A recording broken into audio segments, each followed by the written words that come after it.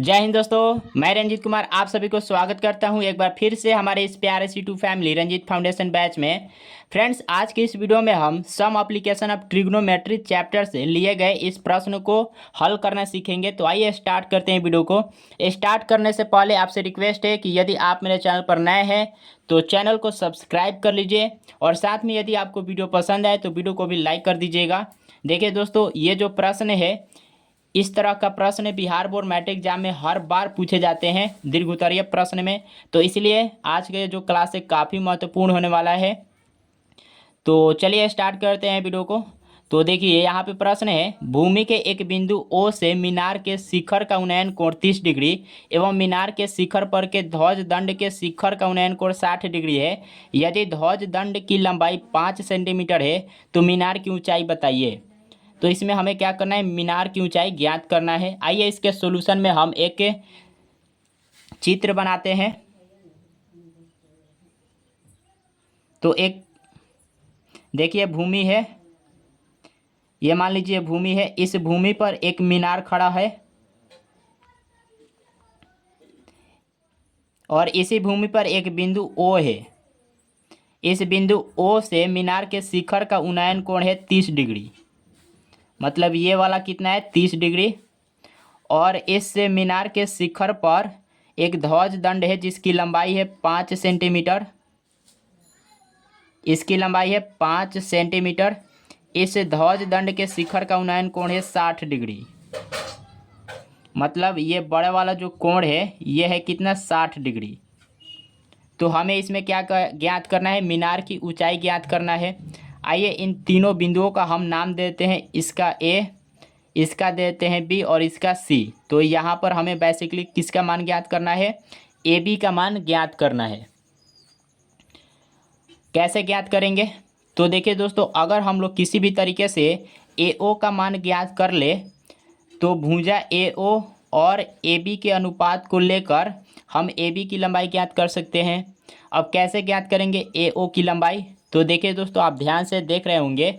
तो ये जो AO है ये त्रिभुज AOC और त्रिभुज AOB, इन दोनों त्रिभुज में AO कॉमन है। ठीक, AO क्या है, कॉमन है। तो हम दोनों त्रिभुज की मदद से AO की लंबाई ज्ञात करेंगे और उन दोनों को आपस में बराबर कर देंगे। मतलब बड़े वाले त्रिभुज के मदद से हम AO का मान ज्ञात करेंगे और त्रिभुज छोटे वाले त्रिभुज से भी AO का मान ज्ञात करेंगे। इसके मदद से दोनों के सहायता से जो AO का मान आएगा उसको हम बराबर करेंगे तो हमारा AB का मान निकल जाएगा। चलिए ज्ञात करते हैं। तो पहले हम त्रिभुज AOC से ज्ञात करेंगे AO की लंबाई। तो आइए अब देखिए, डायरेक्ट ज्ञात नहीं किया जाएगा। ठीक, देखिए पहले भाषा लिखा जाता है। भाषा में हम लोग क्या लिखेंगे, तो भाषा में देखिए क्या लिखेंगे, यहाँ पर AB क्या है, AB जो है ये मीनार की ऊंचाई है। तो यहाँ पर हमें लिखना पड़ेगा, यहाँ पे लिखना पड़ेगा AB मीनार की ऊंचाई है, मीनार की ऊंचाई है। और यहाँ पे BC क्या है, तो BC ध्वज दंड की लंबाई है तथा BC ध्वज दंड की लंबाई है।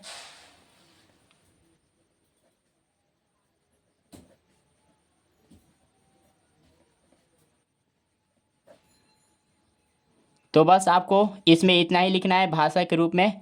इसमें AB क्या है, तो मीनार की ऊंचाई है और BC क्या है, तो ध्वज दंड की लंबाई है। अब हमें त्रिभुज AOC में AO की मान ज्ञात कर लेना है। तो यहाँ पे लिखेंगे अब त्रिभुज AOC में, त्रिभुज AOC में। अब यहाँ से आप देखिए त्रिभुज AOC में AC बराबर क्या लिख सकते हैं, बताइए AC बराबर क्या लिख सकते हैं। तो AC बराबर हम लिख सकते हैं AB plus BC, AB plus BC। तो यहाँ से AC बराबर हो जाएगा AB प्लस BC का मान कितना है 5 सेंटीमीटर। तो AC का मान कितना हुआ, AB प्लस 5। अब देखिए हमें क्या ज्ञात करना है, AO का मान। अभी फ़िलहाल हमें ज्ञात करना है ए ओ का मान। अब आपको एक बात बता रहे हैं, देखिए आपको जिस भुजा की लंबाई ज्ञात करना है और जिस भुजा की लंबाई दिया हुआ है उन दोनों का अनुपात लेना है, ठीक। तो हमें ज्ञात करना है ए ओ का मान फ़िलहाल में अभी, और दिया हुआ है ए सी का मान, देखिए हम लोगों ने ज्ञात कर रखा है। तो हमें ए ओ और ए सी का अनुपात लेना है, ठीक। तो चलिए अनुपात लेंगे। अब देखिए इसमें ए सी और ए ओ क्या है। तो यहाँ पर ये समकोण है, तो समकोण के सामने वाली भुजा कर्ण होती है, ये आप जानते हैं, ठीक। अब रही बात आधार और लंब की, तो ये डिपेंड करता है दोस्तों थीटा पर। अब थीटा के सामने वाली भुजा होती है लंब, तो ये वाला थीटा है। तो इस थीटा के सामने वाली भुजा कौन है, ए सी है। तो ए सी हमारा हो जाएगा लंब। ये डिपेंड करता है, देखिए दोस्तों आधार और लंब डिपेंड करता है थीटा पर। आप जिस थीटा को लेंगे उसके सामने वाली भुजा लंब होती है। तो हमने ये थीटा लिया है, इसके सामने वाली भुजा ए सी है, तो ए सी हमारा लंब होगा। ये हुआ कोण, ये हुआ लंब, तो ये नीचे वाला अपरूपी आधार हो जाएगा। तो देखिए ये है लंब और ये है आधार। तो लंब बटा आधार, ये जो अनुपात है किसके बराबर होता है, तो टेन थीटा के बराबर होता है। तो यहाँ से लेंगे हम टेन थीटा। टेन थीटा बराबर लंब बटा आधार होता है, ये आप जानते हैं। थीटा का मान कितना है, बड़े वाले त्रिभुज में 60 डिग्री है, तो यहाँ से हो जाएगा टेन 60 डिग्री। लंब कितना है, देखिए लंब हमारा ए सी है और आधार है ए ओ। चलिए मान रख देते हैं टेन 60 डिग्री। ए सी का मान कितना है, यहाँ पर देख सकते हैं ए सी बराबर है A B plus 5, A B plus 5 और बट्टा में ए ओ रहेगा। देखिए हमें ए ओ का मान ज्ञात करना है, तो ए ओ का मान हम ज्ञात कर लेते हैं। टेन 60 डिग्री का मान कितना होता है, आप जानते हैं रूट के 3 होता है, और बराबर में ए बी प्लस 5 बट्टा में ए ओ हो जाएगा। ए ओ का मान हम निकाल लेते हैं, तो यहाँ से ए ओ बराबर क्या निकलेगा, तो ए ओ बराबर हो जाएगा ए बी प्लस 5 और बट्टा में रूट के 3 हो जाएगा। तो बड़े वाले त्रिभुज के मदद से हम लोगों ने ए ओ का मान ज्ञात कर लिया। अब इस तरह से छोटे वाले त्रिभुज की मदद से हम क्या ज्ञात करेंगे, ए ओ का मान। चलिए अब छोटे वाले से हम ज्ञात कर लेते हैं। अब त्रिभुज ए ओ बी में, ए ओ बी में, त्रिभुज ए ओ बी में, अब देखिए इन दोनों भुजाओं में हम इस त्रिभुज में कौन कौन सी भुजा लेंगे, दो भुजा कौन लेंगे, तो एक तो ये हमारा रहेगा ए ओ और दूसरा ए बी लेंगे, क्योंकि हमें सवाल में ज्ञात क्या करना है, ए बी का मान ही ज्ञात करना है। सवाल के हिसाब से हमें मीनार की ऊंचाई ज्ञात करना है, मतलब ए बी, तो ए बी लेंगे और ए ओ लेंगे। तो देखिए अब इस त्रिभुज में ये समकोण है, तो समकोण के सामने वाली ये भुजा है बी ओ, तो ये हमारा हो जाएगा कोण, ठीक। और देखिए हमने क्या बोला कि थीटा के सामने वाली भुजा लंब होती है, तो ये हमारा थीटा है, इसके सामने वाली भुजा ये है ए बी, तो ए बी लंब रहेगा, और ये हुआ कोण, ये हुआ लंब, तो ये अपरूपी आधार होगा। चलिए तो लंब बटा आधार ये किसके बराबर होता है, तो टेन थीटा के। तो यहाँ से टेन थीटा, थीटा का मान कितना है, 30 डिग्री। छोटे वाले त्रिभुज में देखिए 30 डिग्री है, बराबर इस टेन थीटा बराबर होता है लंब बटा आधार। यहाँ पर देख रहे हैं लंब कितना है, ए बी है, लंब हमारा है ए बी और आधार क्या है, ए ओ है, ए ओ।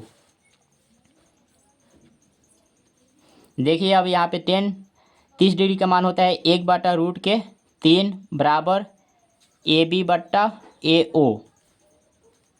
हमें ए ओ का मान ज्ञात करना है, तो ए ओ हम ज्ञात कर लेंगे यहाँ से। तो ए ओ बराबर हो जाएगा √3 ए बी, क्रॉस वाइज गुना होगा, तो ये मिलेगा ए ओ बराबर √3 ए बी। ओके, अब यहाँ से इसको हम समीकरण 1 मान लेंगे और इसको समीकरण 2 मान लेंगे। अब आप देखेंगे समीकरण 1 और 2 में इसका जो LHS पद है, आप दोनों में ध्यान से देखेंगे, इसको मानेंगे हम लोग एक। समीकरण 1 और 2 में इसका LHS पद क्या है, सेम है। तो जब LHS पद सेम है तो RHS पद भी आपस में क्या होगा, बराबर ही होगा। तो हम लिखेंगे समीकरण 1 और 2 से समीकरण 1 और 2 से क्या होगा, इसका RHS पद भी आपस में बराबर होगा। तो समीकरण 1 का RHS पद क्या है, AB प्लस 5/√3, AB प्लस 5/√3 बराबर हो जाएगा किसके, √3AB। ओके, अब इसको सरल कर लीजिए। तो यहाँ से AB प्लस 5, देखिए बट्टा में √3 है, इधर आएगा बराबर के तो गुना में हो जाएगा। तो यहाँ से √3 इंटू √3 AB हो जाएगा। अब देखिए यहाँ से AB प्लस के 5 बराबर √3 गुना √3 क्या होगा, 3 हो जाएगा। तो 3AB। अब ये प्लस में AB है, इसको हम बराबर के इस साइड भेज देते हैं तो इधर आएगा माइनस में हो जाएगा। तो इधर केवल रहेगा 5 और इधर हो जाएगा 3AB माइनस के AB, ये मिलेगा। तो यहाँ से 5 बराबर, देखिए 3 गो AB में से 1 गो AB घटाएंगे तो 2 गो AB होगा। तो यहाँ से इसलिए AB बराबर कितना मिलेगा बताइए, गुना में 2 है, इधर आएगा भाग में चला जाएगा मतलब बट्टा में, तो 5/2 हो जाएगा। तो हमें इसी का मान ज्ञात करना था, AB का मान। यहाँ पर आप देख लीजिए AB क्या है, इसमें मीनार की ऊंचाई है, तो हमें मीनार की ऊंचाई ही ज्ञात करना था। ज्ञात हो गया तो लिखेंगे अतः मीनार की ऊंचाई, मीनार की ऊंचाई बराबर कितना, 5/2 सेंटीमीटर। तो दोस्तों इस तरह से इस प्रकार के सवाल को हल किया जाता है। इसमें बेसिकली क्या हमें ध्यान रखना होता है, तो देखिए इसमें हमें ध्यान यही रखना होता है कि जिस भुजा की लंबाई दिया हुआ है वो, और जिसका हमें निकालना है उस भुजा को लेकर, मतलब उन दोनों भुजा के अनुपात को लेकर आसानी से निकाला जा सकता है। ठीक, तो आई होप कि आपको समझ में आ गया होगा कि कैसे हल किया जाता है।